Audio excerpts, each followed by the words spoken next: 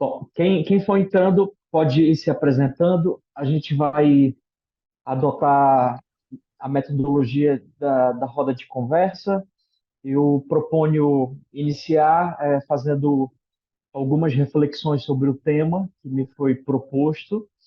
Eu vou apresentar um recorte de uma pesquisa sobre a temática da educação popular e da decolonialidade.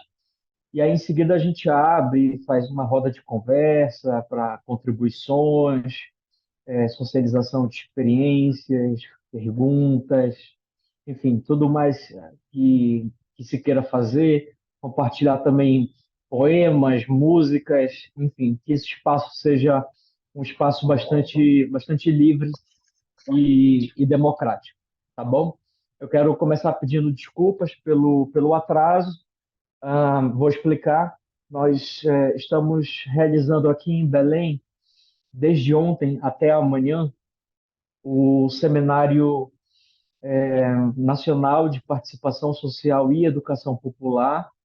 É um seminário que está sendo organizado pela Diretoria de Educação Popular da Secretaria de Participação Cidadã, né? Vinculada à Secretaria-Geral da Presidência da República. E esse seminário vai percorrer todas as regiões do país, com o objetivo de construir uma política pública de participação social com a educação popular nos territórios. Já houve o primeiro seminário da região Nordeste, esse de Belém é o segundo seminário da região amazônica. Sei que vai ter na região Sudeste nas próximas semanas, também vai ter na região Centro-Oeste, vai ter na região Sul, né? A equipe da nova Diretoria de Educação Popular está percorrendo o país para colher impressões, análises, avaliações sobre o que estão pensando em torno desse programa e reformulá-lo ou ajustá-lo, assim como também atualizar o marco de referência da educação popular para as políticas públicas, né? Aquele documento que foi aprovado lá no governo Dilma, em 2014, e que agora precisa de uma reformulação, de uma atualização. Então, tudo isso está em discussão. Aqui em Belém, nós estamos recebendo educadoras e educadores populares de todo o estado do Pará, não só da capital, e, além disso, do Amazonas, do Amapá, do Acre, do Tocantins, de Rondônia e de Roraima, né? E, e aí, como educador popular da cidade, né, de Belém, me cabe um pouco essa tarefa de ser anfitrião das companheiras, dos companheiros que estão chegando. Então, precisei ficar até o finalzinho do evento de hoje, que segue amanhã. Mas está sendo uma construção bem legal. Quem puder participar aí na região sudeste, para quem estiver na região, vai ser interessante. Quem estiver também nas outras regiões, acho importante acompanhar essa construção.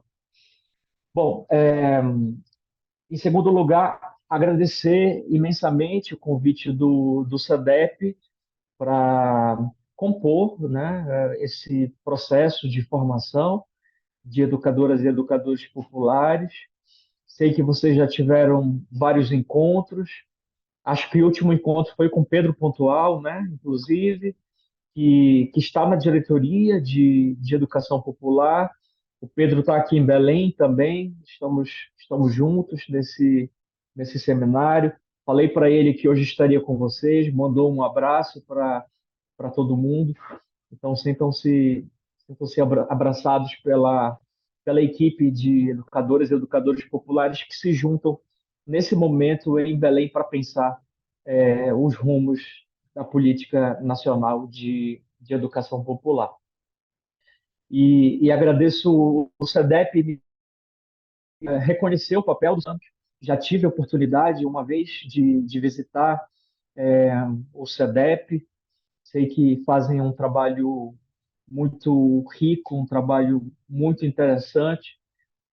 Tenho, inclusive, uma orientanda de doutorado do nosso programa de pós-graduação da Universidade do Estado do Pará, que está trabalhando com educação popular e justiça restaurativa. E o SEDEC trabalha nessa área, né? Ela, é, é a Luli participando, minha cadelinha. Então, ela lê os materiais do SEDEC também, ela vem aprendendo com vocês como fazer esse entrelaçamento entre educação popular e justiça restaurativa. E o tema que me foi proposto para debater com vocês é o de pensar essa articulação entre a educação popular e a decolonialidade, né? É claro que vocês já vêm, muitas, a maioria, pelo que eu percebi, já são educadoras e educadores populares, e, além do mais, já vêm participando desse processo de formação, de modo que não pretendo aqui fazer uma fala conceitual sobre educação popular, mas muito mais conectar a concepção e o movimento de educação popular com essa perspectiva política, epistemológica, espiritual até mesmo, eu diria, não é? De conexão com os outros, com as pessoas, com a terra, com os rios, que, que a decolonialidade expressa. Sobre essa palavra, né, decolonialidade, não sei se todo mundo que está aqui já teve contato, oportunidade de discutir, de ler. Então, nesse caso, acho que vale a pena dizer pelo menos com que perspectiva eu estou trabalhando a decolonialidade, né? Hum, Antes disso, dizer que esse esforço de aproximação entre educação popular e decolonialidade vem ao mesmo tempo da minha militância na educação popular latino-americana. Eu faço parte do CEAL, o Conselho de Educação Popular da América Latina e do Caribe, e no CEAL eu aprendi que educação popular é uma das mais poderosas contribuições que a Bia Yala, né, que o nosso continente forneceu e vem fornecendo ao mundo, né? Vem aportando ao mundo uma contribuição original de educação e que não é apenas uma concepção de educação, ela é também um movimento. Ela é, ao mesmo tempo, um paradigma de lutas e é praxis, né? É ação, reflexão, é inspiração e corporificação, né? E então do sinal surge essa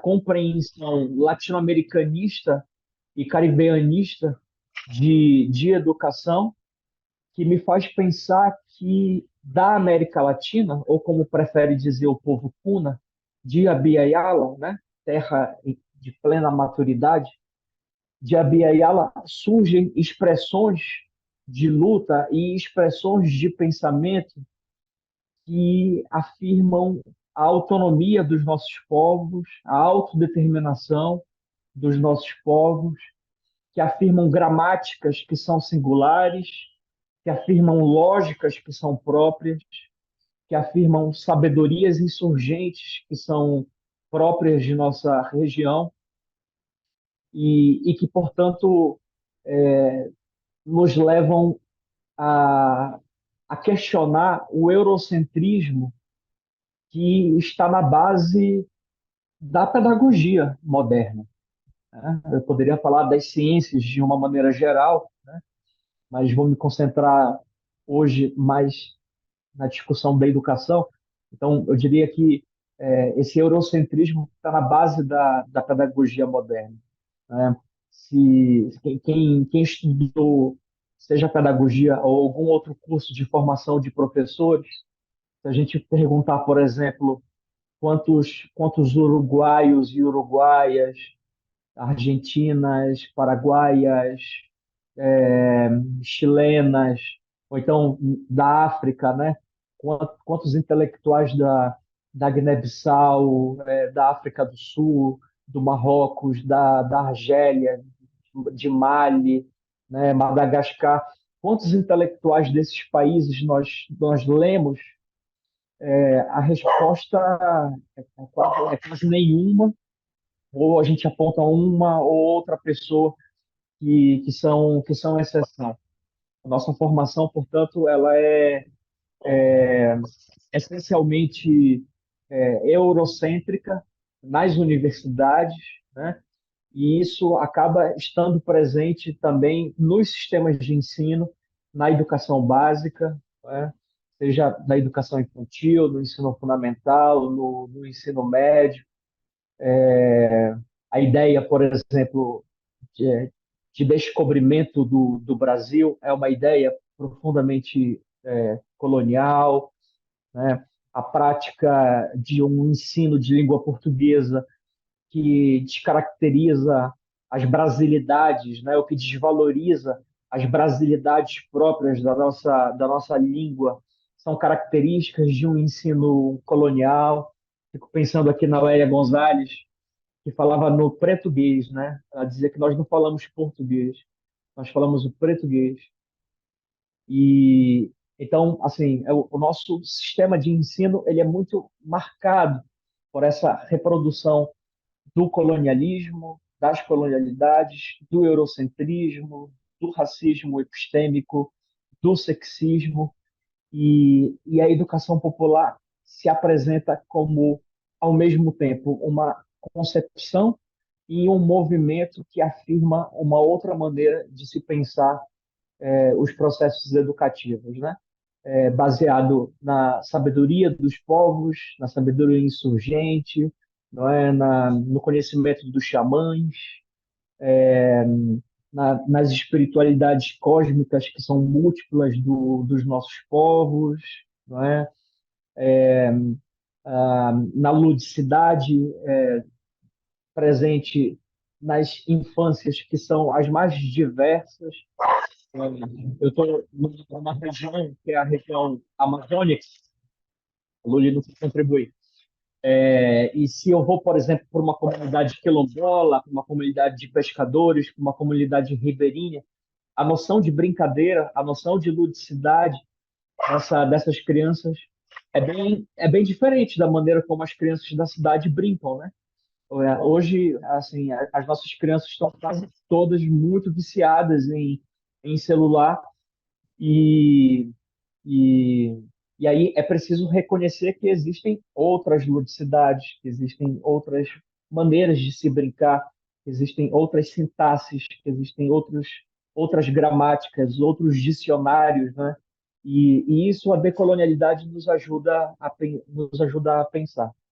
Então, eu comecei no ano de 2012 um estudo procurando entrelaçar a educação popular e a decolonialidade. E procurei fazer isso estudando a obra de dos, é, dos, dois dos maiores, ou que estão entre os maiores educadores populares da América Latina. No caso do Brasil, o Paulo Freire, né? E no caso da Colômbia, a obra do Orlando Faussborger, que costuma ser conhecido também no âmbito da sociologia pelas contribuições dele à sociologia da libertação e que, por vezes, também ele é conhecido por quem trabalha com pesquisas participativas, porque veio de Faussborda a sistematização sobre a IAP, né? O que ele chamava de IAP, a investigação ação participativa. Então, eu procurei ali entre 2012 e 2015, foi o período que eu fiz o doutorado, uma parte aqui no Pará e outra parte na Colômbia, discutir as contribuições que tanto Paulo Freire quanto o Orlando Faussborda forneceram com as suas obras e com suas trajetórias político-intelectuais para a formulação de uma pedagogia decolonial como expressão da educação popular na América Latina. Então, esse foi o recorte que eu fiz naquele momento, né? Em relação à obra de Paulo Freire, eu procurei olhar a, os escritos de Freire desde 1959, quando ele escreve Educação e Atualidade Brasileira, né? Até os escritos mais recentes, por exemplo, os escritos póstumos, né? As obras póstumas organizadas pela Anita Freire, e passando pela produção dos anos 70, que é muito importante para pensar essa conexão com os estudos decoloniais, por exemplo, é nos anos 70 que a gente tem os chamados escritos africanos, né? Cartas à Guiné-Bissau, entre outros livros que são muito importantes para pensar o conceito de descolonização em Freire, e da obra do Orlando Faussborda, né? Grande educador popular, grande sociólogo colombiano, né? Presidente honorário também do CEAL, junto com Paulo Freire. Eu busquei mais os escritos dele sobre investigação, ação participativa, que começam a se desenvolver também nos anos 70, os escritos dele sobre colonialismo ou dependência dos povos latino-americanos e, em contrapartida, a descolonização ou a resistência dos nossos povos ante o império e o capital. Peguei também alguns textos em que ele propõe o que ele chama de socialismo autóctone ou socialismo raizal, raizal de raiz, né? Então, um socialismo enraizado em Abiyala. Tem textos formidáveis dele sobre esse tema, e de maneira muito articulada a noção de educação popular que ele defendia e a sua visão de uma ciência própria participativa. E tomei também como fontes de estudo cartas que eu encontrei no acervo Orlando Faussborda, que ele doou para a Universidade Nacional da Colômbia antes de morrer. E nesse acervo estão assim os livros dele, mas também todo o material de campo das pesquisas etnográficas que ele fez. Ele fez muita etnografia entre os camponeses da Colômbia, seja os camponeses dos Andes, como os camponeses da Amazônia, e também os camponeses da região mais costeira, né, dali do Caribe colombiano. Então, tem entrevistas, tem observações de campo, muitas fotos e cartas, né? Vamos pensar que nesse período aí, anos 70, 80, não existia e-mail, né? Então, as pessoas se comunicavam por cartas. E tem muitas cartas que ele mandou e que ficou uma cópia, e cartas que ele recebeu de resposta. Entre essas cartas, eu peguei, sobretudo, as cartas trocadas com educadoras e educadores populares. Então, por exemplo, Orlando Faussborda se comunicou muito com Paulo Freire, eles tinham uma relação de amizade, assim, dá para ver isso explicitamente nas cartas, com Carlos Rodrigues Brandão, né, com Oscar Hara, né, com Ailson Falkenbach, daqui do Brasil, com o presidente Lula, né? Tem uma carta engraçada que ele escreveu para o Fernando Henrique Cardoso. O Fernando Henrique Cardoso, quando eles se conheceram, trabalhava com a teoria da dependência, né? E aí, já nos anos 90, naquele contexto de disputa eleitoral entre Lula e o FHC, o Orlando Faussborda, que era amigo dos dois, escreve uma carta para o FHC dizendo assim: sou muito seu amigo, mas se eu fosse brasileiro, eu votaria no Lula nessas eleições. E então assim é um material interessante, né? Trabalhar também com as cartas como fonte de pesquisa, que sai daquele quadradinho dos textos acadêmicos e a gente vê a pessoa sendo afetuosa, né? A pessoa escrevendo de maneira mais livre, de maneira mais poética, de maneira sente-pensante. Essa é uma categoria que o Fausto Borda usava muito e que as pessoas costumam dizer que foi ele que criou essa palavra. E ele diz que não, que ele só deu, ele popularizou o sentido dessa expressão, mas ele escutou a expressão sente-pensante entre ribeirinhos na Colômbia, justamente nessa perspectiva, né, de alguém que é capaz de combinar razão e emoção para aguentar os muitos tropeços da vida. Era assim que ele dizia. Então, não é uma concepção, não é uma definição mirabolante. Ele falava assim: uma pessoa sente pensante é alguém que combina a razão e a emoção com esse objetivo de aguentar esses muitos tropeços da vida, né?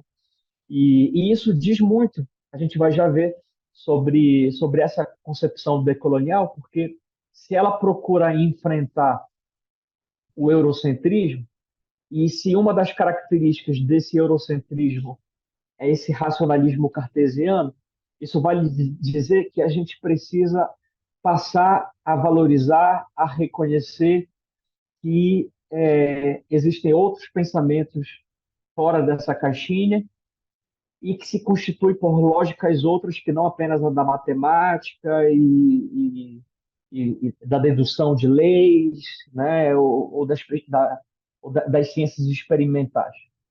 É preciso valorizar outras ciências, é preciso valorizar outros processos de construção do conhecimento.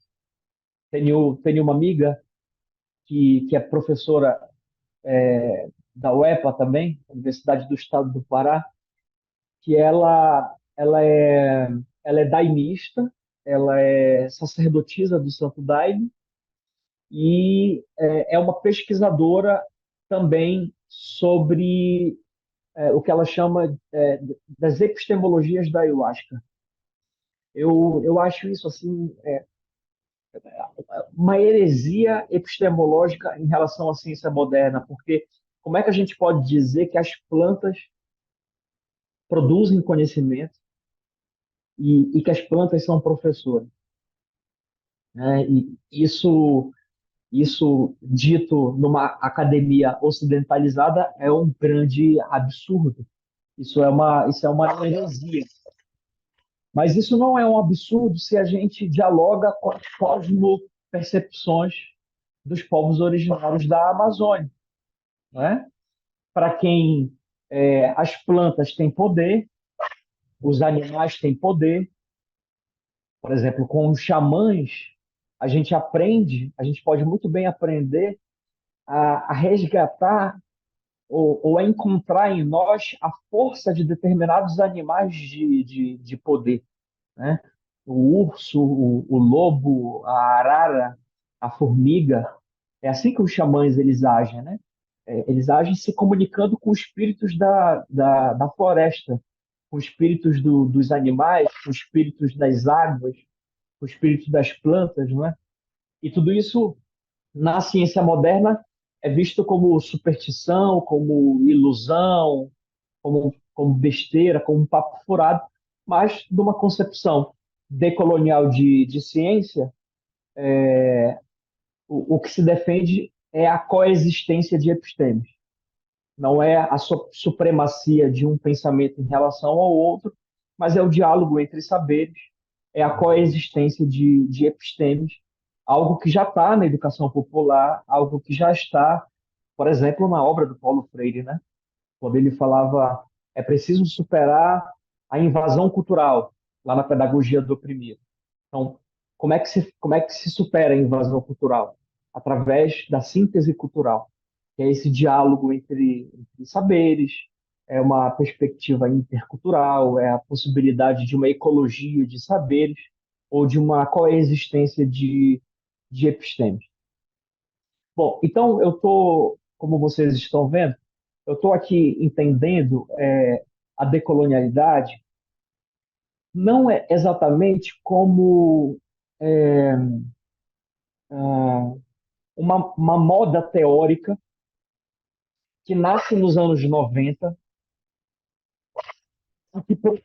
e que procura suplantar outros discursos teóricos, mostrando que os discursos teóricos anteriores são atrasados e que precisam ser substituídos por um novo. Aliás, acho que a gente está bastante contaminado assim por essa ideia da modernidade, de que o novo tem que ser substituído pelo novíssimo, né? A gente está sempre atrasado. A própria noção de tempo da modernidade nos coloca numa posição de eternamente atrasados, né? Nós estamos sempre com alguma coisa pendente, sempre com alguma tarefa por fazer. A gente nunca está satisfeito, nunca está contente, né? E isso é próprio da modernidade. O novo sendo substituído pelo novíssimo e a gente precisando é, entrar nesse ritmo frenético que é adoecedor também, né? Eu estou entendendo, então, a decolonialidade não como um discurso teórico novo, não é tanto isso. Para mim, é muito mais uma energia, como dizia Mignolo, uma energia que não se deixa manejar ou controlar pela lógica da colonialidade e nem crê nos contos de fada da modernidade. Quem dizia isso era o Walter Mignolo. E, e ele explicava dizendo o seguinte, que a modernidade, para ele, é como se fosse uma hidra de três cabeças, né? Pense em uma hidra como aquele ser mitológico, né, que tem muitas cabeças assim. E a modernidade é como se fosse uma hidra com pelo menos três cabeças. Tá picoteando para vocês também? Ou dá para estão ouvindo bem? Tá. Então vou seguir. A modernidade seria, portanto, como que essa hidra com três cabeças, sendo que apenas duas apenas uma é visível e as outras duas são invisíveis ou invisibilizadas, né? A cabeça visível da modernidade é aquela que é associada à retórica salvacionista.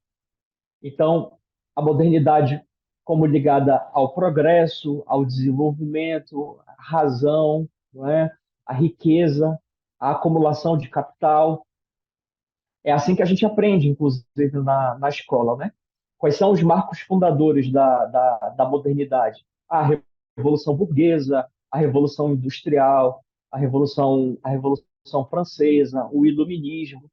Veja que são sempre processos históricos que aconteceram na Europa e que têm a ver com o desenvolvimento da razão ou com a acumulação da riqueza ou com a ideia de progresso, né? Então, essa é a ideia visível da modernidade.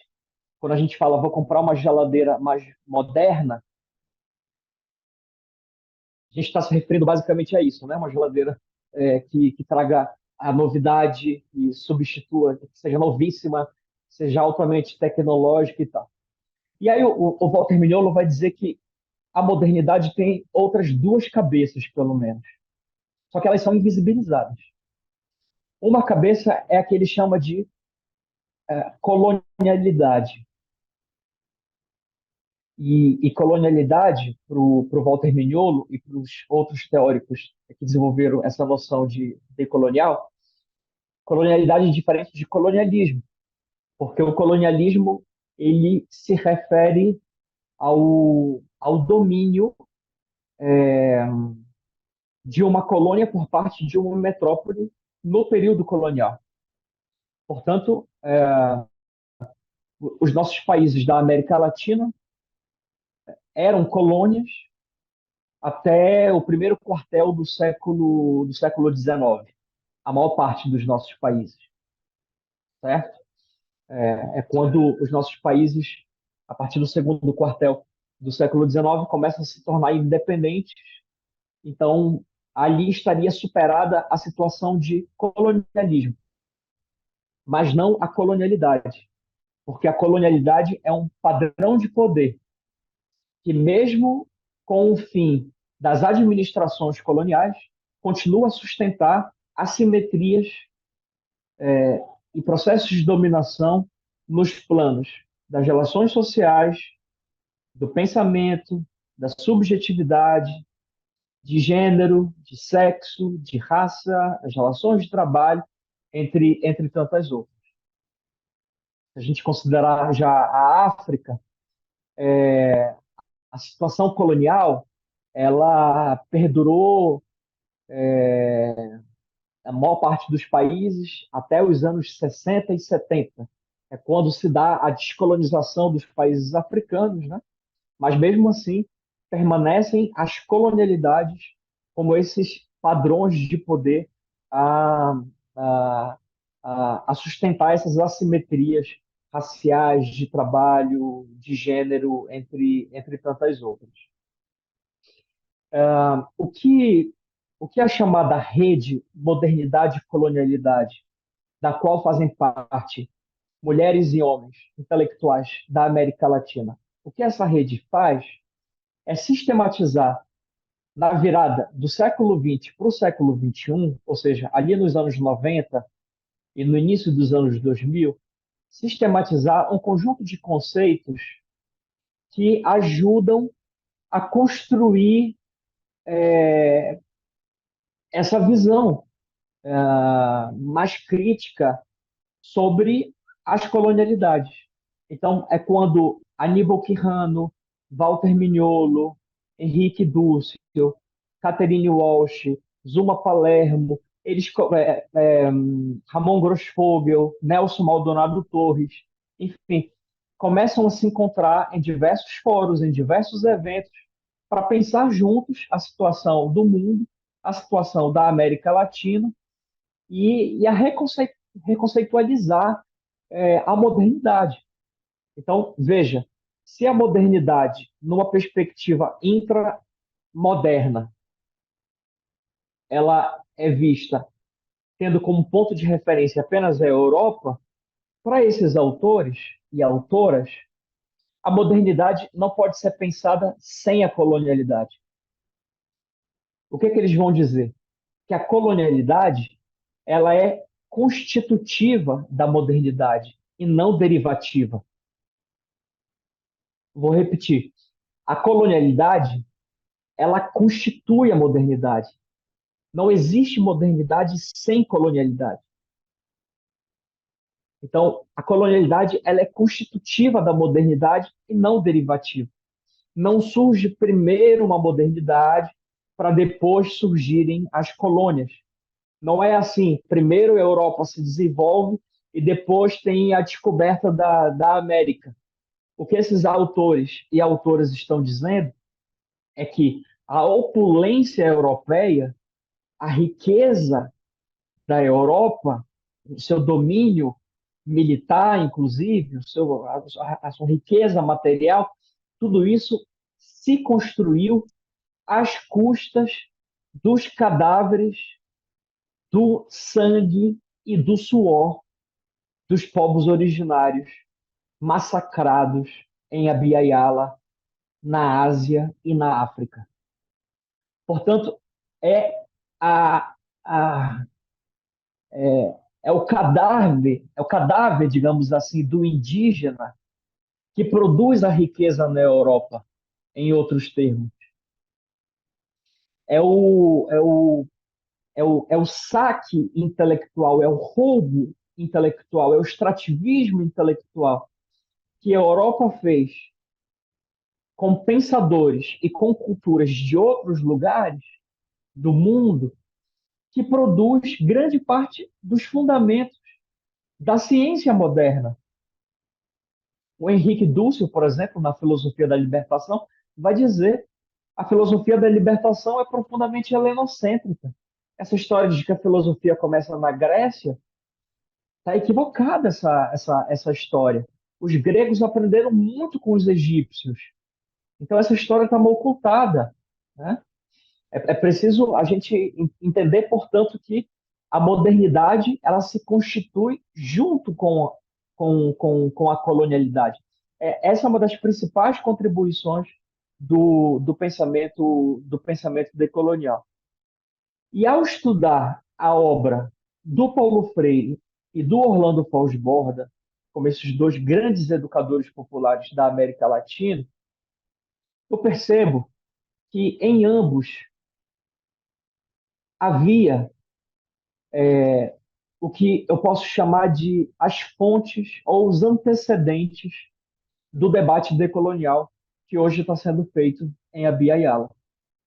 Muitas das coisas que Walter Mignolo, que Aníbal Quijano, que Catherine Walsh, que Ramon Grosfogo passaram a dizer nos anos 90, nos anos 2000, estão dizendo nos dias de hoje, isso já estava escrito com outras terminologias, com outras palavras, com outras expressões, mas isso já estava dito na educação popular por muita gente. Mas eu tomo aqui como referência o Paulo Freire e o Orlando Fons-Borda. Portanto, eu vou buscar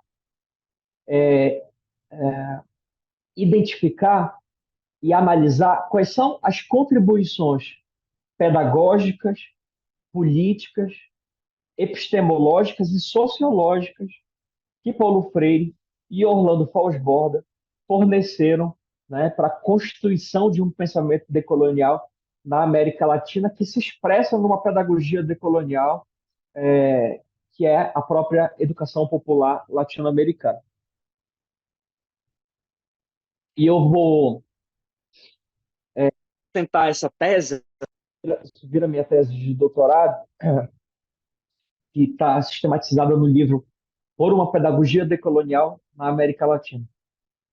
Esse é o nome do livro que traz os resultados da tese. Eu vou sustentar portanto, esse argumento, essa tese, com base nas trajetórias praxeológicas de ambos, como intelectuais sentipensantes e como educadores terceiro-mundistas. Então, vou estudar a biografia de ambos e mostrar que a biografia de ambos contribui para a formulação desse pensamento decolonial na educação popular.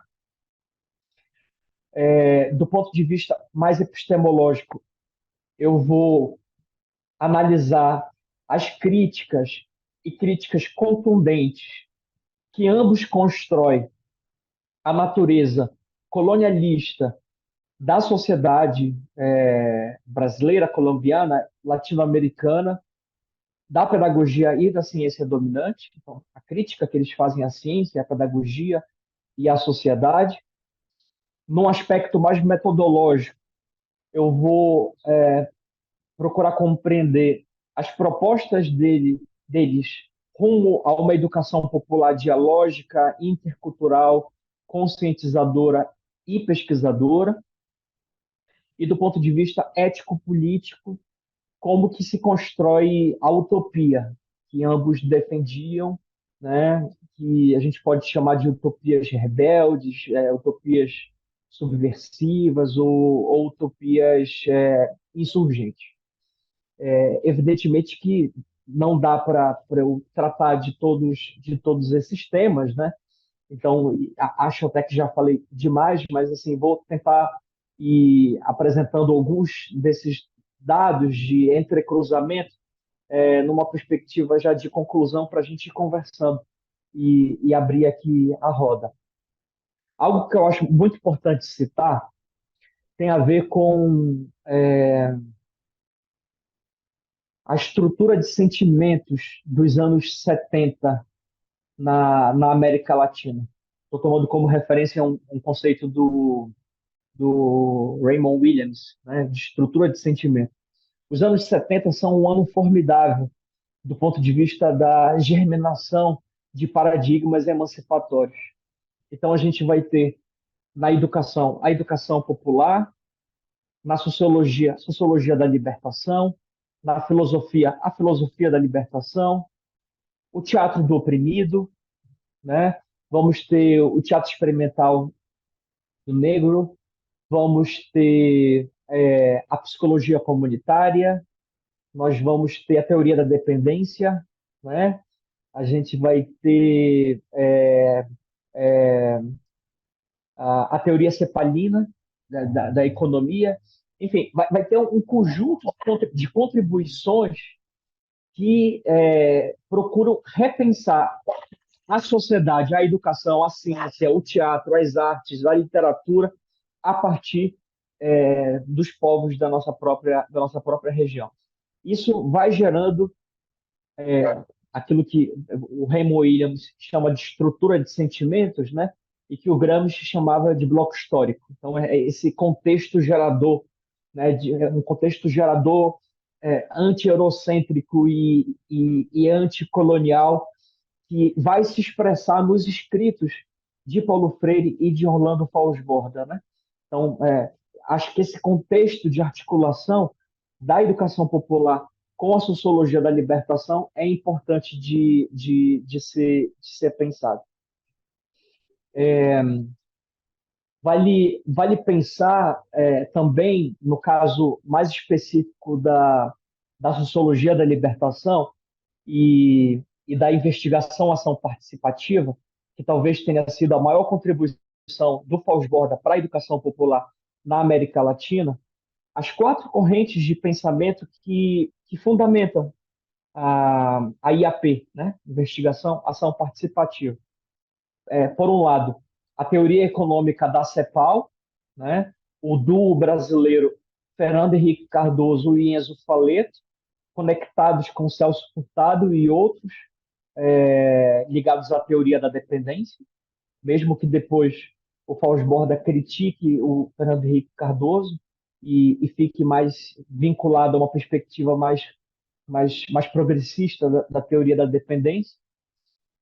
Um segundo pilar que influencia a IAP é uma releitura do marxismo, uma releitura que procura superar o dogmatismo e o colonialismo intelectual ainda muito presentes na esquerda. Acho que hoje menos, mas ainda hoje presente, né?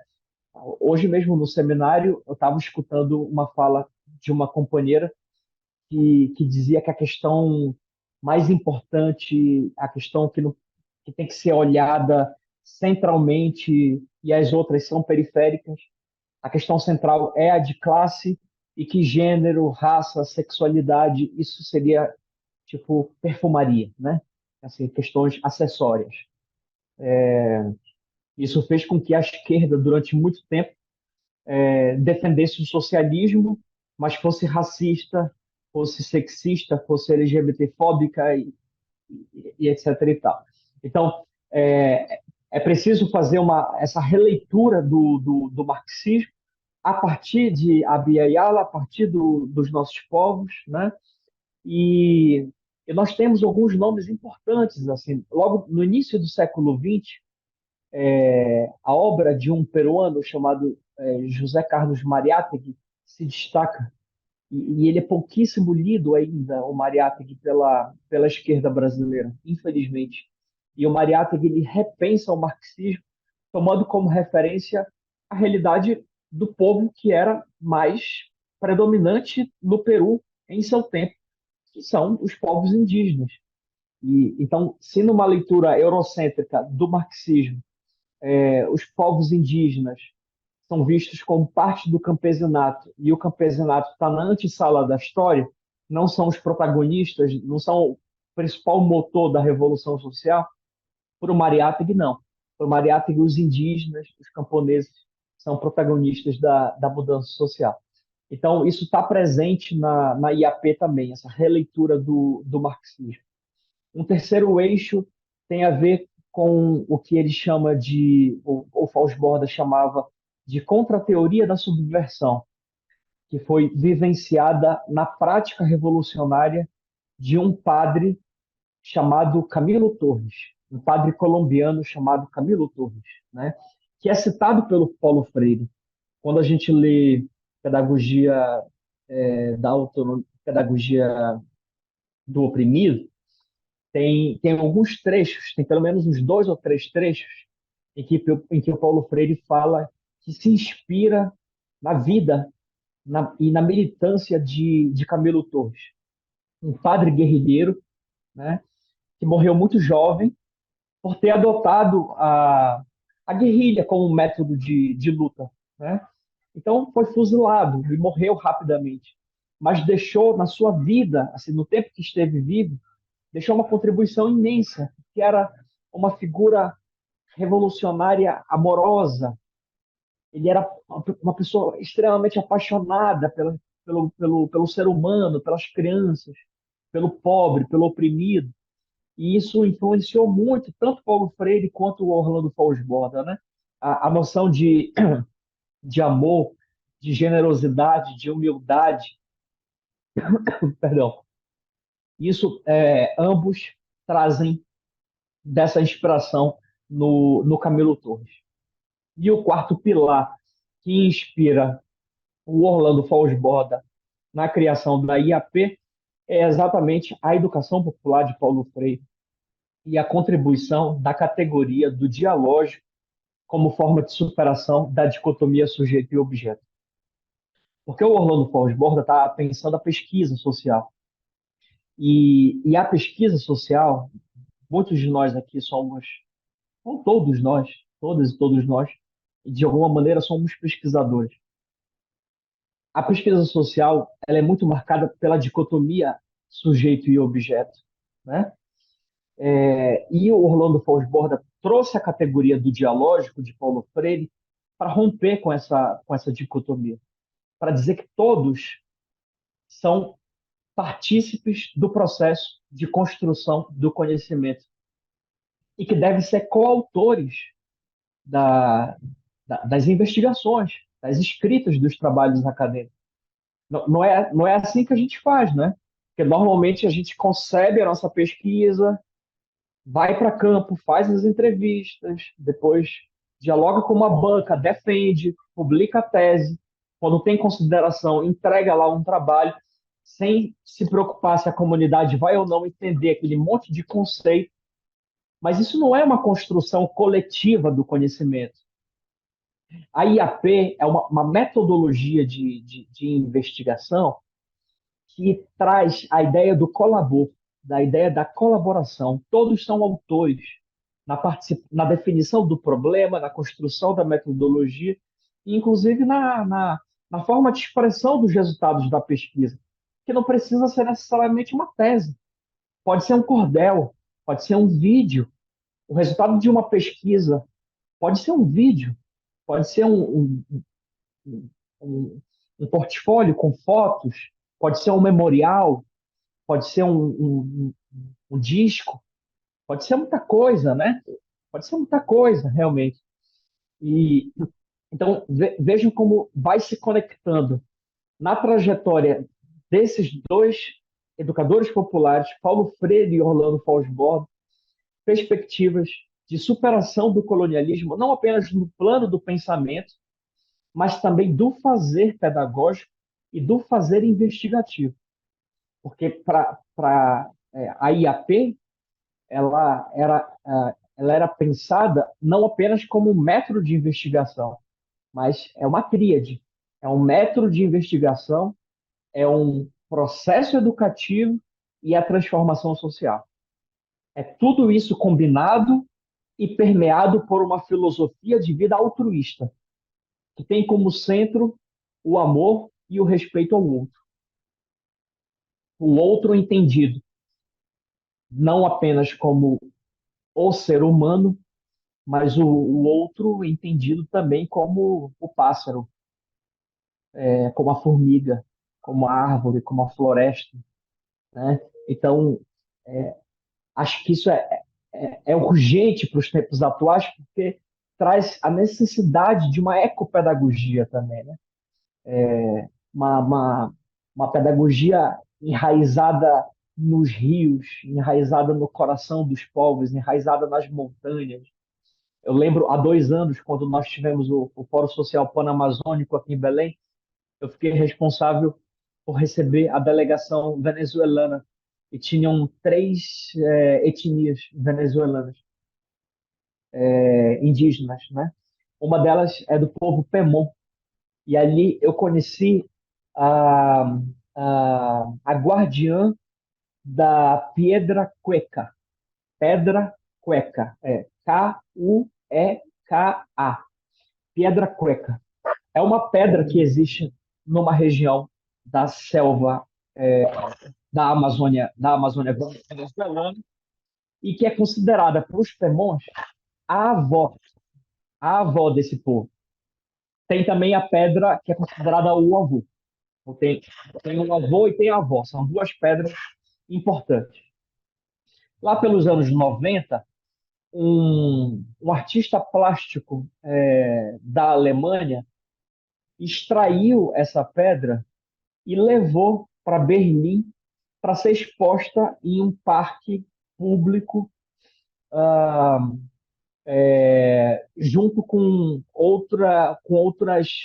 outros itens de exposição dos povos os mais diversos do mundo.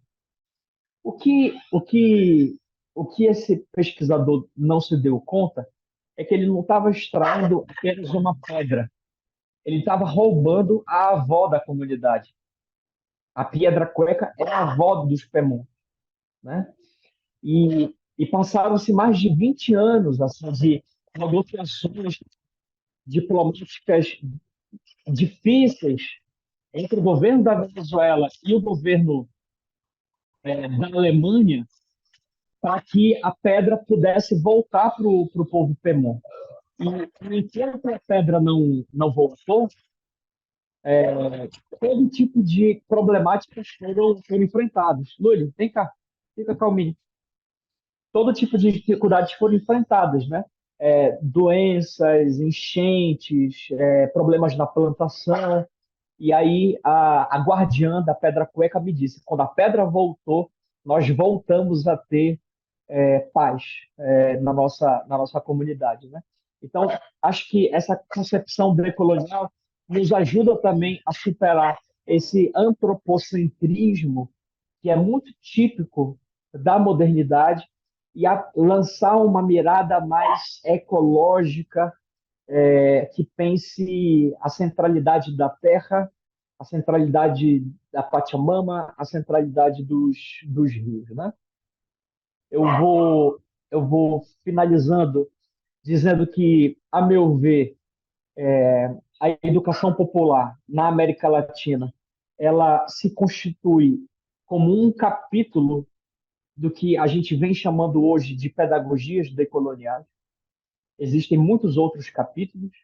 Os povos indígenas escrevem livros e livros, escrevem, eu digo, nas suas vivências, nos seus corpos, nas suas línguas, né? Não necessariamente de maneira escrita.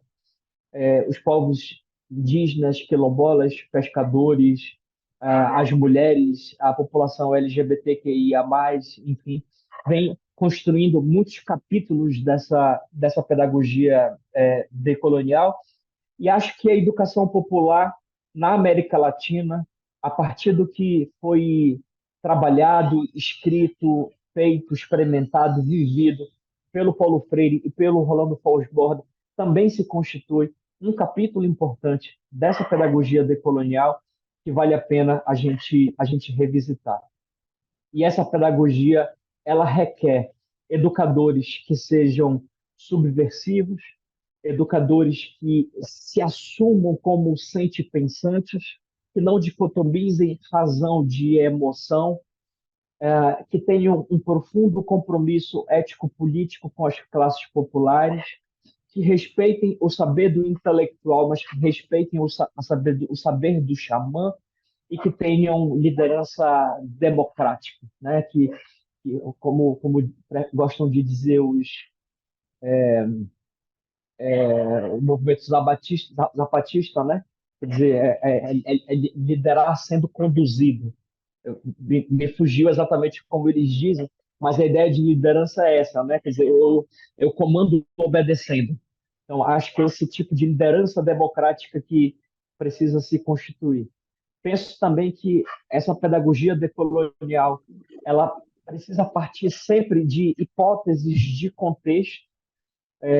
contextos no plural, na perspectiva da adequação do que a gente lê, do que a gente faz aos marcos de referência que nos sejam próprios e que não nos sejam alienígenas, né? Acho que a gente tem que parar de ler a nossa realidade a partir de esquemas interpretativos que nos tornem alheios, que nos tornem alienados, que nos tornem alienígenas de nossa própria realidade. Então, é, é, é assim, é latino-americanizar a pedagogia, como eu diria, né? É amazonizar a pedagogia, é amazonizar a educação popular, não é?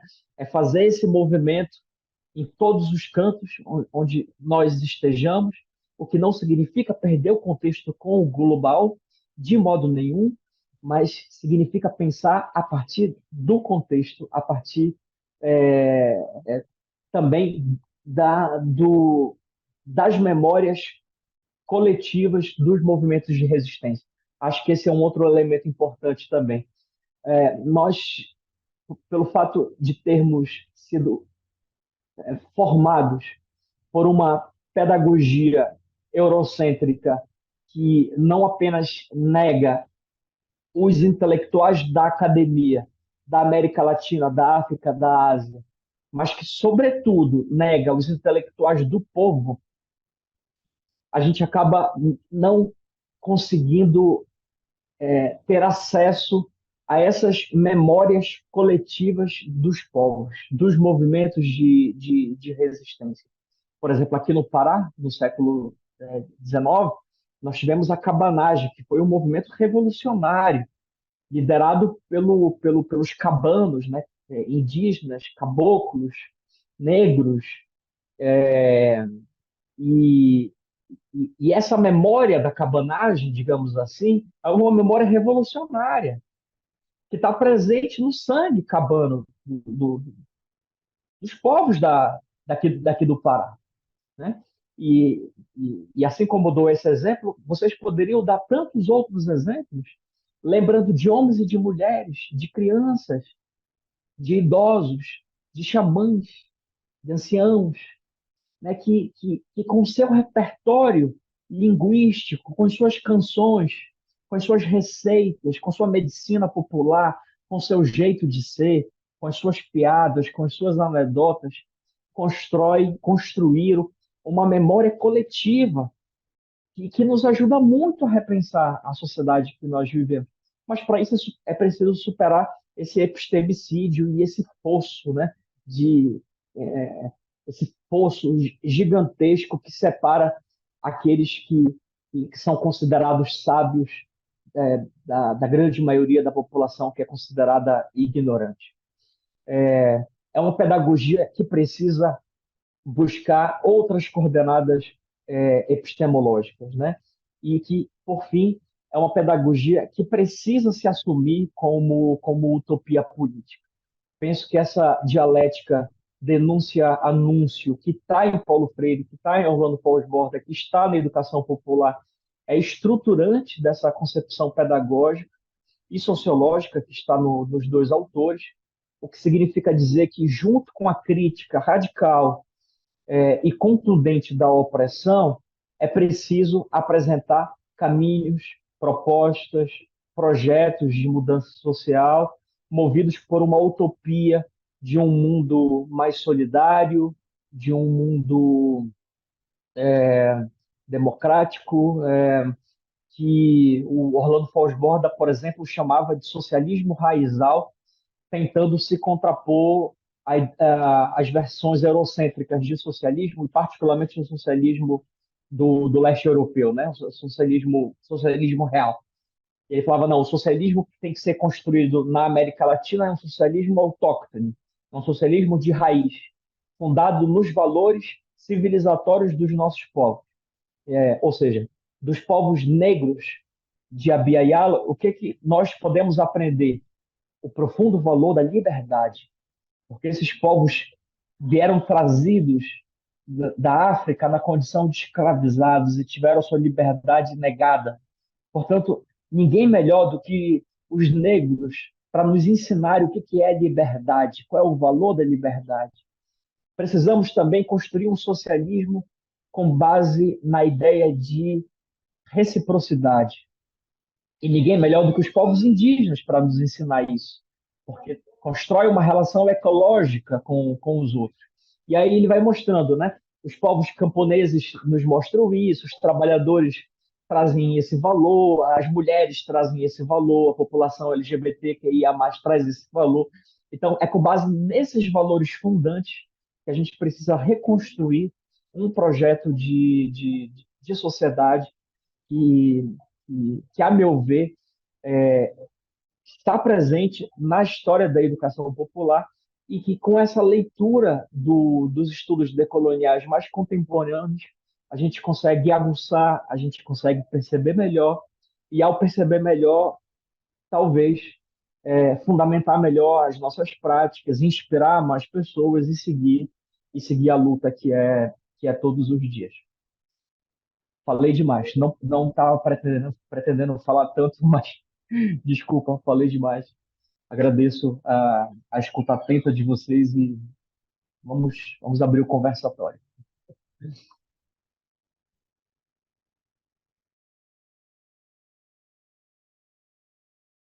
Vou ler as mensagens também que estão aqui no chat, que eu não tinha conseguido ler.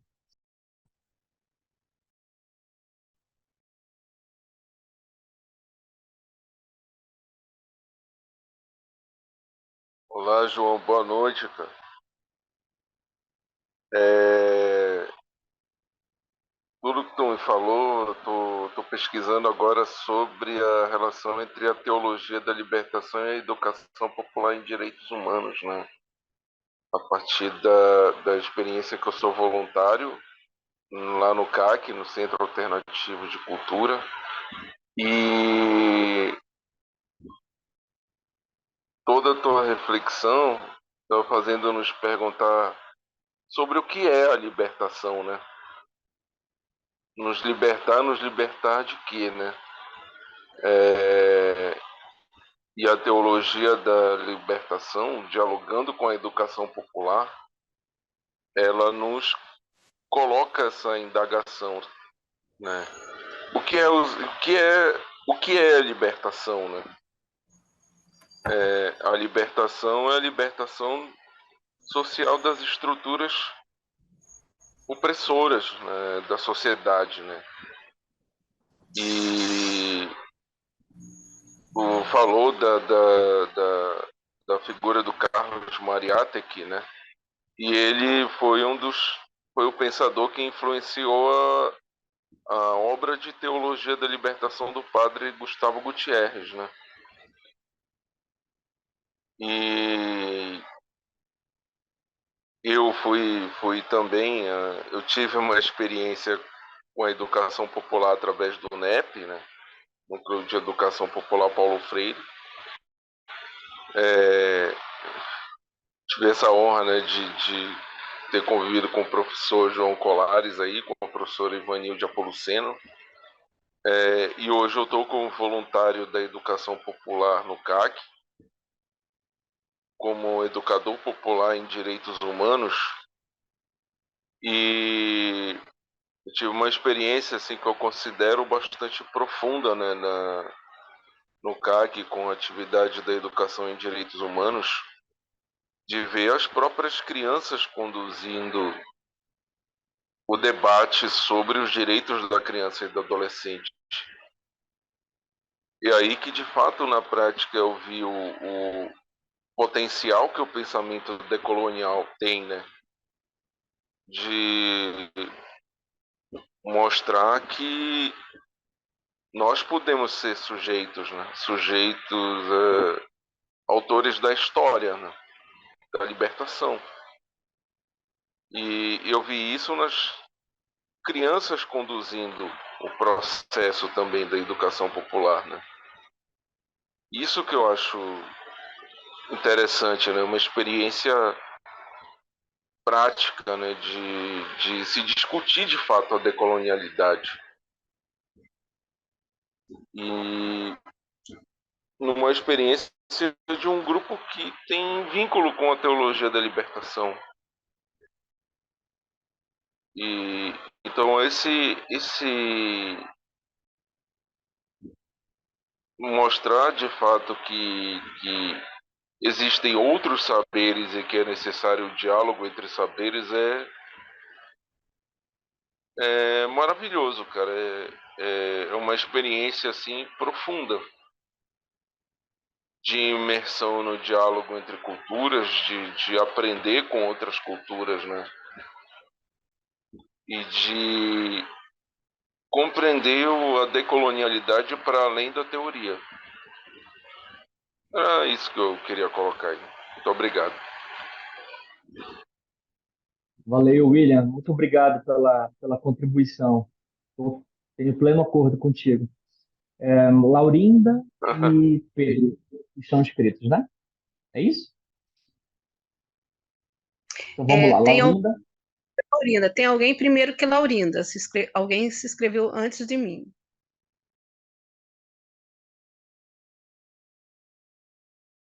Bom, se a pessoa não surge, deixa eu continuar. Primeiro, eu gostaria muito de lhe agradecer pelo banho de aula que você deu hoje. E, assim, uma experiência maravilhosa que eu estou tendo com esse diálogo que a gente está tendo desde o início desse curso.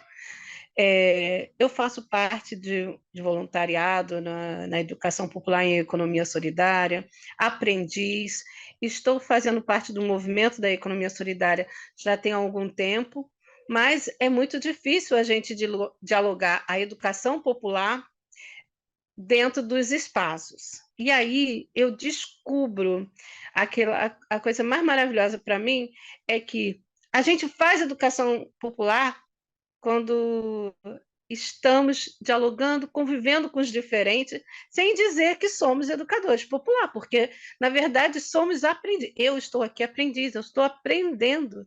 E aí disse, mas você faz educação popular? Eu estou no grupo da educação popular. Muito bacana, muito feliz da vida, porque me contempla, me preenche, me traz satisfação.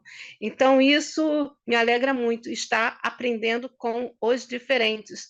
Ainda quando se fala de economia solidária, quando eu entrei para esse movimento, eu falei assim, bom, esse movimento fala comigo, fraternidade, solidariedade, legal. Aí eu fui descobrindo, né, o outro lado, que é o lado de lidar com os sentimentos de cada pessoa e de diferentes formas, né? Eu falei, caramba, eu fiz parte de um grupo de apoio emocional, onde eu aprendi que ali a gente se cura aprendendo, né? E ajuda o outro nessa troca. E aí eu levei isso e estou assim encantada porque cada experiência que eu estou tendo, que Deus está me dando essa oportunidade, né, de estar com pessoas doutorandos, estando com pessoas que têm nível médio como o meu, como também pessoas que têm nível bem de mal saber ler e escrever, vamos dizer assim, mas que tem tanta sabedoria que assim me deixa encantada. Então, o NEP é um núcleo de educação popular também, no qual eu participo, e que é do Sagrado Coração das Irmãs do Sagrado Coração de Jesus. E eu tive assim, um banho de aula com Elizabeth, que Deus a tenha onde está hoje, com a Maria Cecília e Maria Luísa e Ana Almeida. E eu estou aprendendo a lidar com toda essa questão de aprender mesmo, né? Aprender não na escola, não nos cursos convencionais, mas sim nesse melhor curso que é na vida, nas experiências. E aí eu gostaria de falar um pouco, sabe de quê? É preciso ter esperança, mas ter esperança do verbo esperançar. Porque tem gente que tem esperança do verbo esperar. A esperança do verbo de esperar não é esperança, é espera. E esperançar é se levantar. Se esperançar é ir atrás. Esperançar é construir. Esperançar é não desistir. Esperançar é levar adiante. Esperançar é juntar-se com os outros para fazer de outro modo. Paulo Freire, mestre. Então, assim, é isso. Não tem coisa melhor do que isso. E nós estamos aqui nessa esperança de um mundo melhor, de podermos contribuir, mesmo com aquela formiguinha, mas estarmos contribuindo para que um outro dia, seja melhor do que esse. Mas esse já está sendo muito maravilhoso com essa aula que estou tendo. Muito obrigada. Obrigada. Obrigado, Laurinda, maravilhosa. A gente aprendeu muito contigo também. Pedro? Boa noite, me ouvem? Sim. Boa noite a todas as pessoas. Queria te agradecer, João, pela aula. E queria que você comentasse um pouco. Você já disse na sua fala que nessa perspectiva decolonial, ao contrário do que traz a modernidade, de que o novo ele precisa ser transportado, precisa ser passado para o novíssimo, né? Essa transição, mas nessa questão de pluralidade da decolonialidade, da educação popular, eu queria que você falasse um pouco sobre como que se dá essa construção histórica, como você vê, né? Então você disse, por exemplo, da educação popular como um capítulo da decolonialidade, mas você já deixou claro que são coisas que se somam, são plurais, obviamente não se excluem, como a modernidade insiste em dizer. Mas como você vê esse processo histórico? Você vê realmente a educação popular como um capítulo da decolonialidade, ou de repente a decolonialidade ela nasce, né? Ela não seria possível o pensamento decolonial se não houvesse as experiências de educação popular na América Latina, né? Ou seja, ela como semente geradora do pensamento, inclusive do eixo modernidade, decolonialidade, ou não que nós precisemos colocar um que venha antes do outro, não é isso, né? As coisas se somam. Mas nesse levantamento histórico, nessa aproximação que você traz na sua tese, né? Talvez colocando ali a decolonialidade a partir dos anos 90, não sei se é anterior a isso, e a educação popular, né? Anterior, inclusive, à década ao século XX, né? As matrizes ali, inclusive no final do século XIX. Como você vê isso, essa construção? Né? Essa é uma primeira dúvida que eu gostaria que você falasse um pouco. E uma segunda coisa rápida, que eu fiquei muito curioso, você saberia me dizer se a IAP de Fausto Borba, né, e a pesquisa participante que tanto Brandão nos falou, quais as distinções, ou se não há distinções, né, na investigação participativa e da educação e na pesquisa participante que o Brandão coloca, se há distinções, se há limites ou não, algo nesse sentido. Se você pudesse falar, eu agradeço, João. Obrigado, Pedro. São boas questões. Tem mais alguma pergunta? Ou tem mais alguém? Então, vou dialogando logo com a questão do Pedro, né?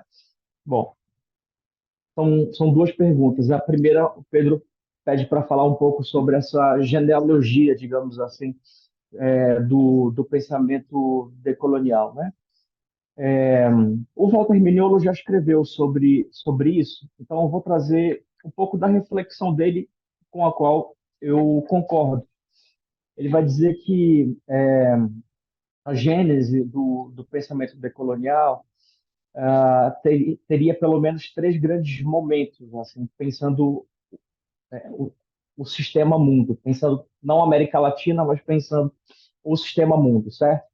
Em primeiro momento, coincidiria ali com os séculos 16 e 17, na América Latina, quando os povos originários constroem suas práticas epistêmicas de resistência à colonização. Porque, vê só, quando os indígenas resistem à colonização, não é uma resistência apenas corporal, certo? Não é uma resistência apenas no plano da luta. Se constrói também práticas epistêmicas, se constrói modos de pensar a partir de cosmopercepções, a partir de sabedorias, a partir de valores, a partir de tradições, mitologias, espiritualidade, subjetividade. É uma outra maneira de pensar. Então, o Walter Mignolo, na compreensão dele, ele identifica que esse é um primeiro momento de construção do pensamento decolonial, que se dá na América Latina como a contrapartida dos povos originários, dos povos indígenas que resistiram ao colonizador português, ao colonizador espanhol, ao colonizador francês, ao colonizador britânico, ao colonizador holandês, né? Foram os principais países que conquistaram a América Latina e o Caribe. Um segundo momento se daria no século, entre os séculos 18 e 19, já no contexto africano e asiático, como a contrapartida de africanos e asiáticos à colonização, especialmente britânica e inglesa. E aí ele vai mostrar o quanto que tem de produção, tanto de intelectuais africanos como de intelectuais da Índia, da Índia não, da Ásia, asiáticos, que questionam esse eurocentrismo que está presente no pensamento britânico, que foi imposto às colônias conquistadas pela Inglaterra e também nas colônias francesas, especialmente, né? E vai mostrar que também o pensamento que é produzido pelos movimentos sociais precisa ser contado, precisa ser valorizado nessa história de longa duração. Porque a história do pensamento decolonial é diferente da história que a gente traça, por exemplo, de uma teoria convencional. Uma teoria convencional, vamos pensar assim, positivismo. Qual é a história do positivismo? Aí a gente vai apontar, né, numa linha do tempo, quem são os principais autores. Então, é sempre uma história de intelectuais, de pessoas ligadas à academia que escreveram tratados, que escreveram obras.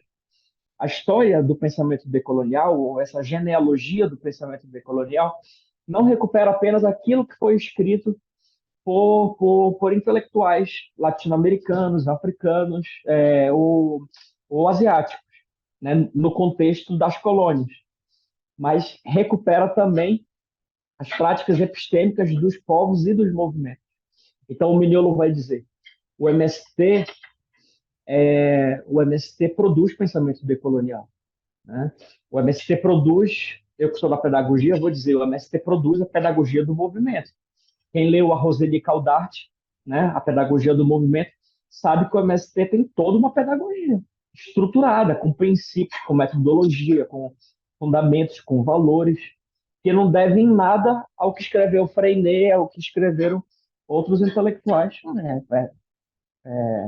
franceses, franceses, alemães, britânicos. Então, o movimento negro, vê esse livro recente não tão recente, mas esse livro da Nilma Lino Gomes, né? É o movimento negro educador. É o movimento negro produzindo sua própria educação, produzindo sua própria pedagogia. Vê aquele livro do Miguel Arroyo, Outros Sujeitos, Outras Pedagogias, né? Então, são outras pessoas que foram historicamente negadas pela educação tradicional, que interpelaram o discurso pedagógico tradicional e que produziram outras pedagogias. Nessa perspectiva, pensando essa genealogia do pensamento decolonial, tudo isso, digamos assim, são partes integrantes da construção dessa história ou dessa genealogia. Então, não é uma história linear e não é uma história centrada nos escritos de grandes homens. É uma história escrita a muitas mãos, muitas vezes nem escrita, muitas vezes falada, porque a tradição oral é, é uma das formas mais potentes de expressão do pensamento por grande parte dos nossos povos de Abia Yala, muitas vezes inscrito nos corpos, né?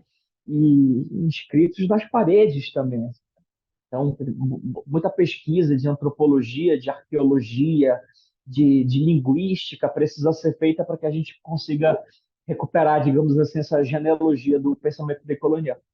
E um terceiro momento, o Mignolo vai dizer, desse pensamento decolonial, ele se organiza na segunda metade do século XX. E é quando a gente vai ter, no caso da América Latina, a teoria da dependência, a sociologia da libertação, a pedagogia da libertação, o teatro do oprimido. E a gente vai ter na Índia é, os estudos subalternos, né? Gurra, os estudos pós-coloniais, com Spivak, com Baba, com Said. Então, vê que são movimentos, assim, Vandana Shiva, vê que são movimentos de ruptura ao eurocentrismo e ao colonialismo que se constrói ao longo da história de colonização como contrapartida, como resistência. E que isso se expressa, por vezes, em escrito, por vezes na literatura oral, por vezes na canção, né, dos movimentos, nas corporeidades dos povos. Bom, é um pouco assim que eu entendo essa genealogia, certo, de como se constrói o pensamento decolonial. Por isso que eu digo que a educação popular é um capítulo, assim, porque acho que essa história é longa, é larga. Então, a educação popular é um capítulo dessa história. Em relação à IAP, eu diria que a IAP é pesquisa participante, sem medo de errar. IAP é pesquisa participante. Os dois, o Orlando Falsborda e o Brandão, aqui a Fernanda pode contribuir, a Fernanda conheceu muito o Brandão, né? Foi amiga do Brandão, conhece intimamente a obra dele e tem acesso às cartas do Brandão. Eu não tive acesso às cartas do Brandão, mas tive acesso às cartas do Orlando Falsborda. Então eu vi que os dois se escreviam, né? Um escrevia para o outro. Eles eram muito amigos, assim. E eles falavam muito sobre pesquisa participante. O Brandão adotou essa nomenclatura aqui no Brasil de pesquisa participante. E na Colômbia, isso começa com o nome de IA primeiro, investigação-ação. Depois eles percebem que investigação-ação poderia ser confundido com aquilo que estava sendo feito na psicologia experimental, que não é exatamente o que o Orlando Falsborda estava defendendo. Aí aparece a expressão participativa. Investigação, ação participativa. E esse é o nome que foi adotado assim na Colômbia. Mas eu diria que são irmãs, assim, são gêmeas, são duas concepções que nascem dessa visão de mundo, que é a educação popular, que é o trabalho com os oprimidos. Agora, quero chamar a atenção para um livro que eu não vou lembrar agora o nome, não sei se a Fernanda vai lembrar. É um diálogo que foi transcrito, um diálogo entre o Brandão e o Falsborda, um diálogo que aconteceu, eu não sei se foi em Montevidéu ou se foi em Buenos Aires. Foi numa daquelas assembleias, Fernanda, do CEAL, ali dos anos 90. Teve um diálogo entre os dois, e os dois conversando sobre pesquisa participante. É muito interessante. Acho que se chama pesquisa participante até. Diz aí, Fernanda. Não, olha, eu estou encantada. Pena que eu cheguei atrasada, que eu estava em outra atividade. Primeiro, é sempre bom te ouvir, João, e reencontrar os colegas aqui. Enfim, mas fiquei pensando em várias questões. A gente tem trabalhado que pesquisa participante, investigação, ação participante, sistematização de experiências, são modalidades de pesquisas participativas, né? E certa vez, conto para vocês que Brandão foi minha banca no mestrado. E ele comentava que não há muita diferença, de fato, né? Elas se ocuparam, né, de expressões diferentes, mas o objetivo, né, a intencionalidade era a mesma. Então, eu penso que três coisas que são bem importantes, que o diálogo está muito gostoso, né? Mas uma delas é que o Brandão, né, ele sempre dizia que três acontecimentos marcavam a década de 60 e que ele dizia que esses acontecimentos eram transformadores, né, do ponto de vista de uma concepção de educação crítica e emancipatória, que é a teologia da libertação, a educação popular e as pesquisas participativas. E isso é muito interessante, porque quando a gente pega ali, né, toda a questão das tecnologias, das metodologias participativas, a gente vai ver, por exemplo, Paulo Freire vai ter uma experiência a partir da educação, da educação de jovens e adultos, né? O Orlando Fosborda a partir dos camponeses, né? Então, assim, e todos eles tiveram uma experiência e depois eles se reencontram e começam a discutir essas modalidades, né? Algumas vezes tem algumas aproximações, às vezes tem algumas divergências. Tem aquele livro, Repensando a Pesquisa Participante, se eu não me engano. Eu não estou com os meus livros aqui, mas eu acho que é no Repensando a Pesquisa Participante que tem um diálogo bem interessante, que eles vão trazendo ali quais são as diferenças entre essas modalidades. E ao fim o Brandão começa depois a escrever cartas, né? Porque ele é um escritor de cartas maravilhoso, né? Trocava cartas por Orlando Fosborda, inclusive é interessante assim, porque eles, em alguns momentos, o Afonso Torres me conta, né? Que em alguns momentos eles até não viam aproximação, mas depois que eles começaram a ter mais intimidade, eles perceberam, né, que havia muito mais aproximação, que era diferente, era o contexto mesmo, né? Cada um teve a sua experiência em um país, com um determinado público. Por exemplo, o Brandão, ele vai ter experiência do MEB, desde o MEB ele já vai fazer pesquisas participativas. E a outra coisa, João, é que quando eu fiz um estudo das cartas pedagógicas do Brandão, uma coisa muito interessante. A educação popular decolonial, ela nasce na educação popular da década de 60. Outra coisa, ela é intersetorial. Toda a experiência que se tinha era discutida com várias áreas, com vários profissionais. Então, nós temos uma rica história da educação popular decolonial, intersetorial. A gente poderia dizer também, na década de 60, a gente, depois do golpe militar, a gente teve, civil-militar, a gente teve várias experiências de educação popular que elas aconteciam, né, de modo transgressor.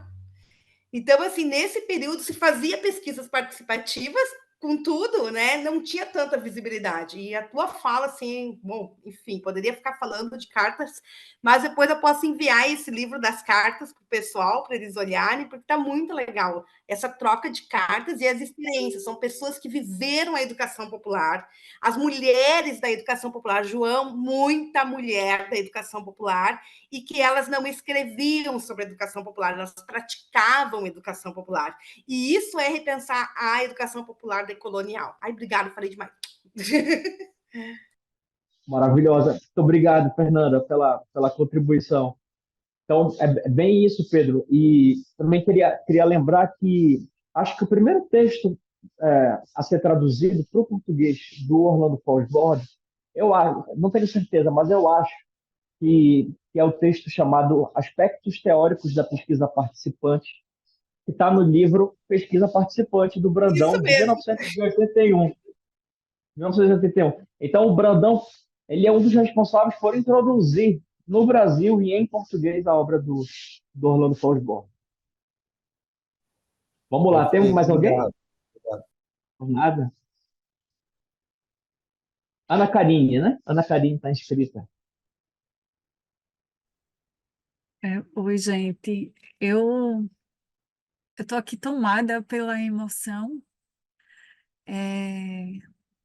eu já venho mexida porque eu estou chegando atrasada, porque coincidiu um curso que eu estou fazendo com a professora Marísia da Paraíba, que é Escuta na Diversidade. E eu comecei com ela desde o ano passado, que ela abriu um curso de extensão online, que era a psicologia humanista e os processos de cuidado, e a educação popular nos processos de cuidado. Então, assim, é um presente muito grande. E eu sou advogada, e todo o pouco que eu conheço de educação popular é através do CEDEP e através da pandemia, por conta dos cursos de realidade brasileira e o próprio MST.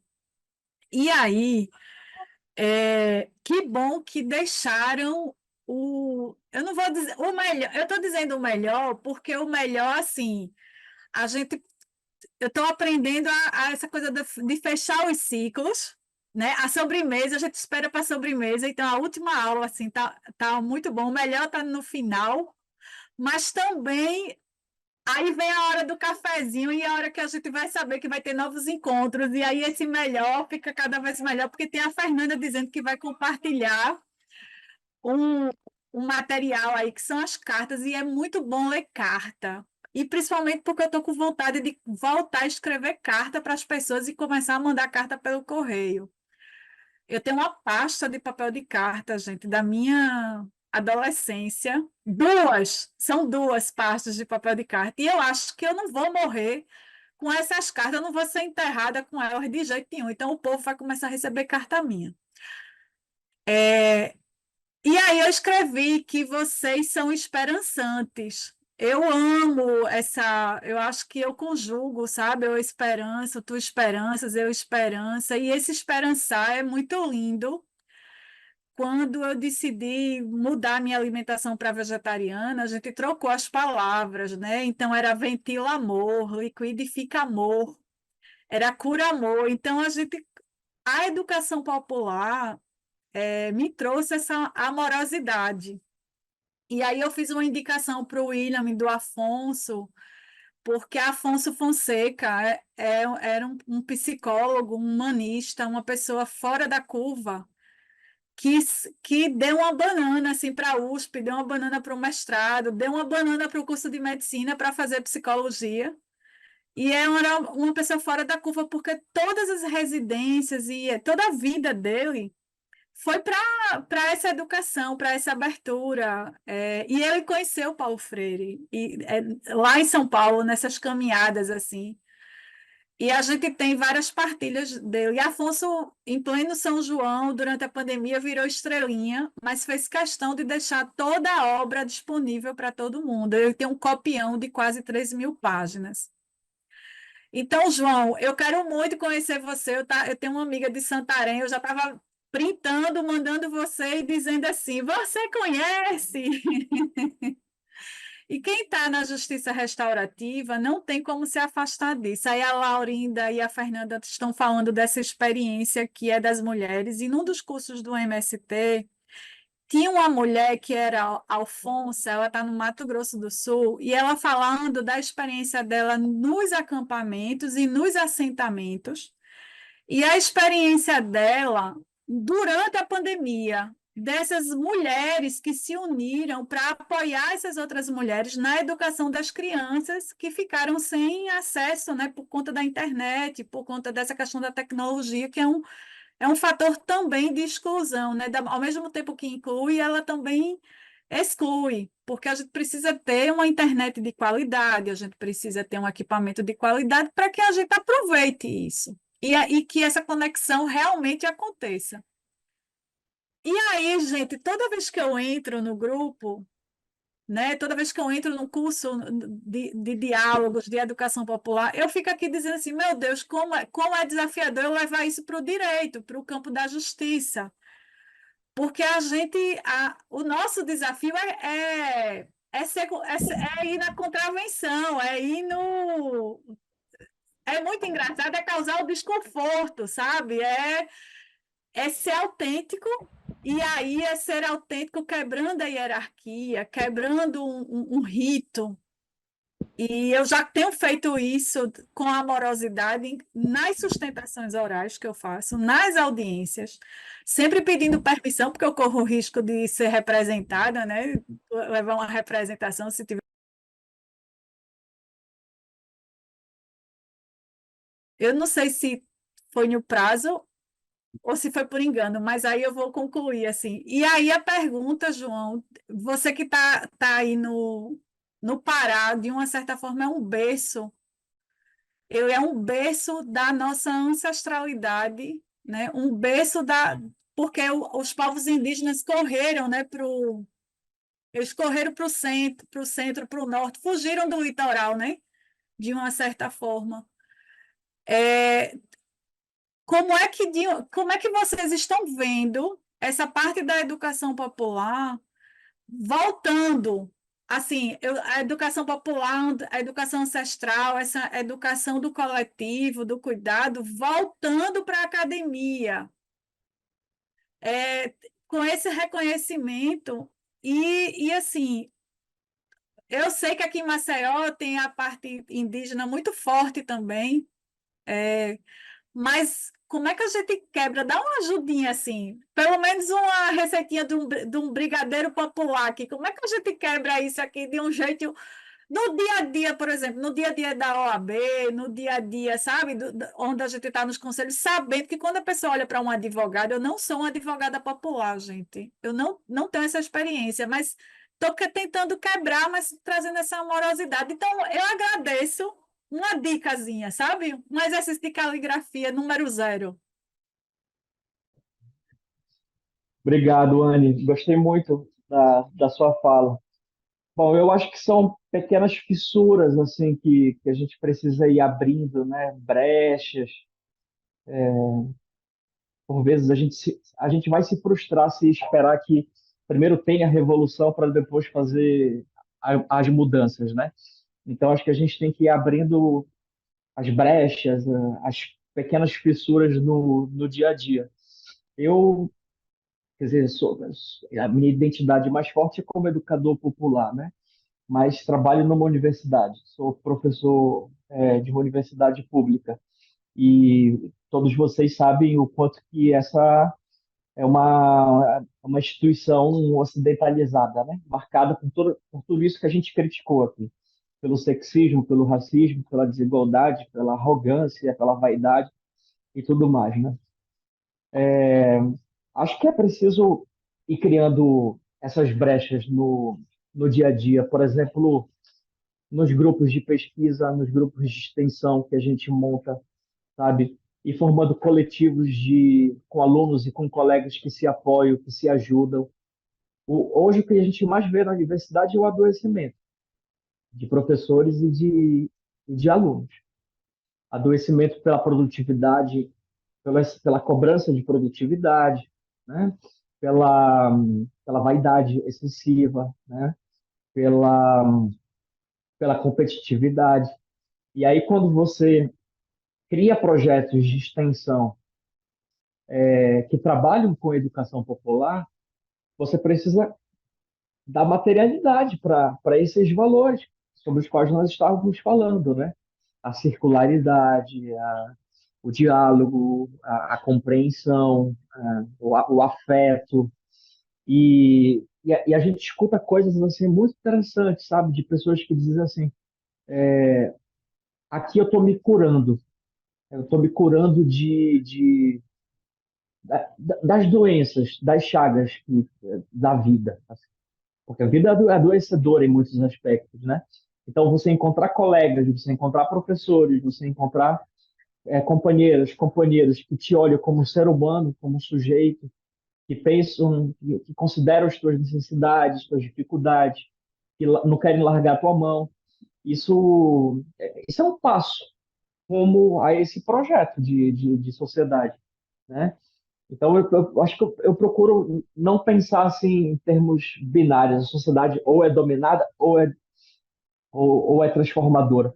Eu acho que a gente tem que ir pensando aos poucos no processo.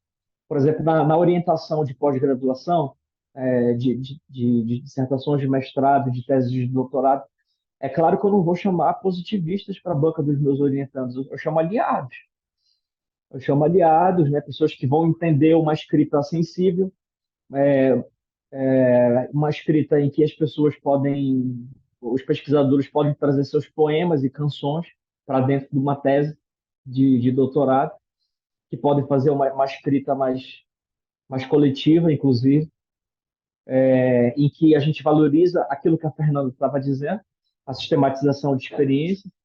A sistematização de experiências pode ser uma metodologia muito interessante de ser usada nas pesquisas acadêmicas. E é uma pesquisa que nasce da educação popular, né? Com traços participativos, com traços formativos, assim. Então, é trabalhar com a pesquisa participante, é trabalhar com, com a etnografia decolonial, é trabalhar com a escrevivência, né? Da Conceição Evaristo, é valorizar a literatura de expressão oral, não apenas a literatura canônica. Acho que tem muitas coisas assim que a gente pode ir fazendo no dia a dia que, bom, se não transformam no todo, ao menos transformam um pouco as relações sociais e tornam esse mundo cruel mais habitável e mais possível de ser respirado, né? Acho que é um pouco disso. E aí passo a palavra já para a equipe do SEDEP. E mais uma vez agradeço vocês pelo convite para estar aqui dialogando com vocês. Gostei muito. Gente, qué maravilla, Joao, feliz, feliz por esa fala de você. Como falou a compañera, fue un cierre maravilloso que você nos dio hoy, esa aula. Yo quería hablar con todos los participantes, agradecer en nombre del CTEP la permanencia, los 5 ciclos de diálogo que estuvimos todos en estos encuentros. Fue una iniciativa así que fue muy acolhida y fue muy buena. Vamos a continuar esos ciclos, vamos a estar socializando con vocês cuál sería, cuándo comenzaría ese nuevo ciclo. Gustaría mucho que vocês escribieran en el chat como qué significó para vocês esta troca de experiencias, de saberes durante estos encuentros, para que fique para nuestra avaliación también. Nos gustaría mucho que todo el mundo que está aquí pudiera asignar la asistencia, la lista de presencia para fin de la semana que ven, usted tengan su certificado con el 80% de presencia, yo que todo el mundo va a recibir porque se mantuvieron aquí durante todos estos 5 encuentros. En nombre de Mariana y todo el equipo, Mariana no consiguió ficar hasta el final porque tiene un familiar doente, entonces está atendiendo esa emergencia familiar. Mando un abrazo para todos y todas. Y así, a Joao, estamos muy gratos porque realmente para nosotros era un tema muy importante. En este ciclo nos queríamos sí culminar el ciclo de diálogo con este tema de colonialidad, de educación popular, que hallamos que realmente es un sustento importante a nivel de la práctica y a nivel también de la desconstrucción de saberes. Para nós es maravilloso escuchar a você. Yo soy de Venezuela, gusté mucho de esa anécdota de você con nuestra piedra. Sí, es cierto, eso aconteció, es una experiencia real, vívida, sí, que no tenemos en nuestro país. Entonces, así yo también salgo bien así grata porque você compartió esa linda experiencia.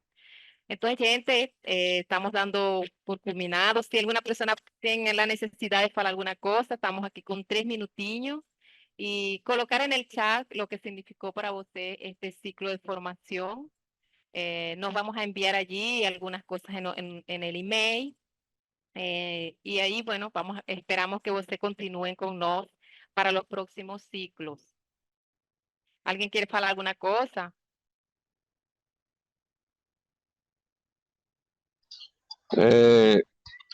Primeiramente, a minha gratidão a todos, né?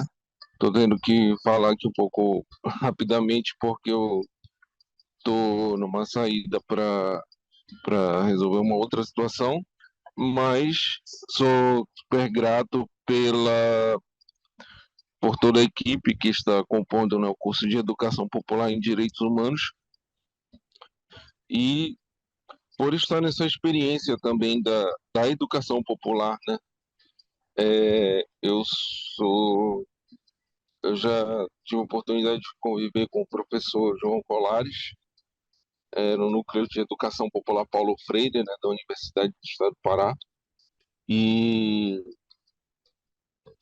se hoje eu sou educador em Direitos Humanos, do Centro Alternativo de Cultura da Amazônia, eu devo também essa experiência à educação popular do Paulo Freire, né? E então é isso, né? Essa educação que nos possibilita pensar a libertação social, né? Pensar uma pedagogia e uma ciência social, que é a minha área de formação atualmente, uma ciência social que também dialogue com os outros saberes, né? Que pense as lutas sociais dialogando com os saberes que são produzidos também fora do ambiente acadêmico, né? E pensar isso através da experiência da educação popular, como é o caso da experiência que eu estou tendo com direitos humanos, e pensar que o educando também pode construir a sua história, a história da sua comunidade e a história da sociedade, com luta e com justiça social, é maravilhoso, cara. É de grande relevância, né? É isso. Muito obrigado. Obrigada, William. D, alça a mão D. Oi, boa noite a todas, todos, todes. Eu estou, assim, bastante emocionada depois de ouvir o João, a Fernanda. Estou com aquela sensação de imensa felicidade, me sentindo nutrida, assim como eu coloquei lá no chat, mas também com aquele gostinho de quero mais para ontem, assim, né? Querendo muito me conectar com vocês.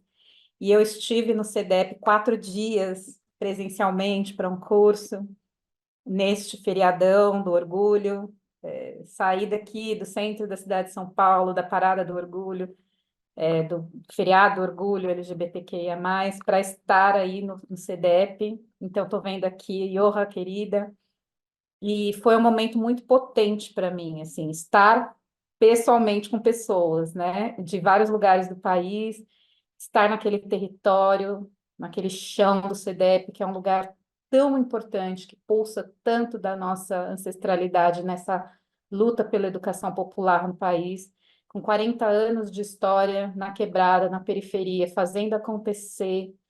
Então, o meu convite de gostinho de quero mais é que nós possamos, de alguma forma, mobilizar para que aconteça um encontro pessoalmente, sem ser quadradinho, para que a gente possa dar um cheiro, que eu imagino dar um cheiro em Ana Karine, ouvir esse sotaque de perto, ouvir João, ouvir Fernanda, me reconectar com Johan e com todos e todas e todos que eu tive a alegria de ver um pouquinho aqui pelo quadradinho, muito pouquinho, porque o meu horário de trabalho não é compatível com os encontros, então eu tentei ao máximo que eu pude me conectar com vocês, mas eu me sinto alimentada, nutrida e muito disposta para seguirmos juntos, juntas e juntos no nosso esperançar, na nossa possibilidade de repensar a nossa existência, a existência das nossas corpas nesse mundão e propondo sempre o nosso olhar de sermos nós mesmas, né?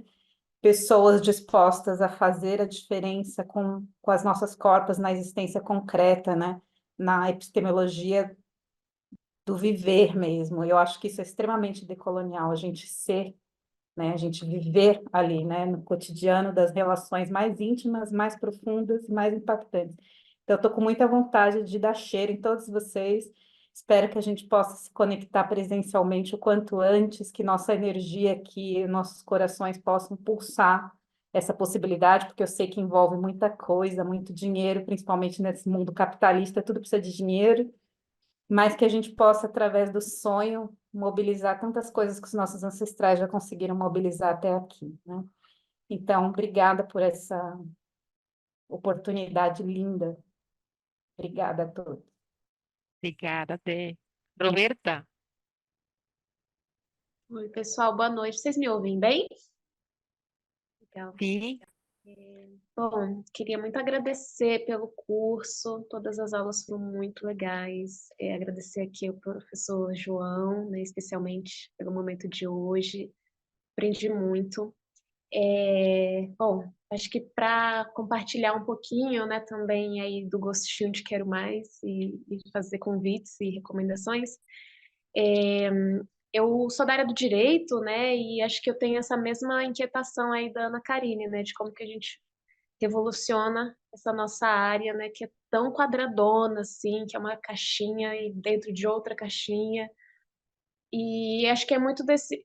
Foi esse o intuito, né, de buscar aproximação mais com o campo da educação popular, para ter, acho que, mais ideias criativas e pensar formas de estar nesse meio. E aí, durante a graduação, ainda na época da pandemia, eu tive a oportunidade de conhecer um núcleo que, vejam só, está dentro da USP, e que é um núcleo, né, é um projeto de extensão chamado DDD, ou Núcleo de Direito, Discriminação e Diversidade, que trabalha muito aí com os saberes, né, da educação popular, apadrinhados pelo Paulo Freire, Bell Hooks também. Então, a gente conseguiu fazer muitas atividades durante a pandemia, né, de formação das pessoas, e acho que, dialogando com o que o professor João falou, né, que a universidade sendo esse espaço de muita competitividade, de muito adoecimento, né, por conta da pressão também desse ensino bancário, né, a proposta desse projeto era criar ali um espaço seguro, né, e de acolhimento onde as estudantes pudessem viver a universidade com uma outra perspectiva também. Então, deixo aqui para todo mundo conhecer, tem nas redes sociais aí. Eu não estou mais no DDD, mas tem muita gente incrível lá e aprendi muito. Então, por onde eu passo aí, espalho a palavra. Muito, muito obrigada, adorei o curso e certamente quando tiverem outras atividades, vou procurar me envolver também. Adorei a turma, muito obrigada, gente. Um abraço forte para cada uma, para cada um de vocês. Beijo. Abraço grande. Obrigada por tudo. Tchau. Gratidão, gratidão. Boa noite. A todos. Boa noite. Boa noite, boa noite.